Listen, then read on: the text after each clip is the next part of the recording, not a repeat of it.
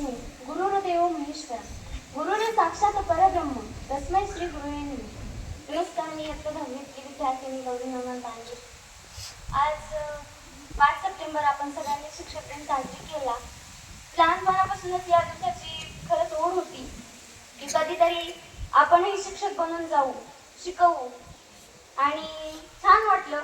म्हणजे एक अनुभव आला की कसं असतं शिक्षकांचं आयुष्य। म्हणजे आरतीने सांगितलं त्याबरोबर त्याच पद्धतीने खरंच लय तयारी करावी लागते। म्हणजे एक घटक शिकवण्यासाठी आम्ही 3 दिवस अगोदर तयारी केली, पण तिने सांगितलं तसं तो घटक त्या पद्धतीने म्हणजे शिक्षक ज्या पद्धतीने शिकवतात त्या पद्धतीने शिकवता आलाच नाही। आणि महत्वाचं म्हणजे या सगळ्यातून एक गोष्ट तर कळाली की कालव्यामध्ये शिकवणं किती अवघड असतं।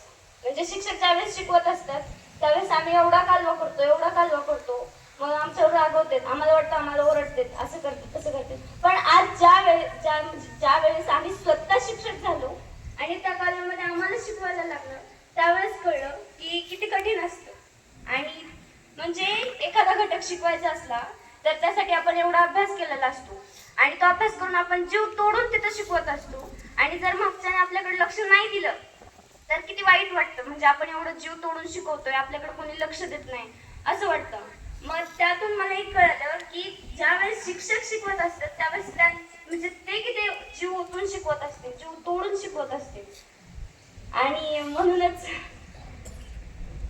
माझ्याकडून सर्व शिक्षकांना शिक्षक दिनाच्या खूप खूप शुभेच्छा। धन्यवाद।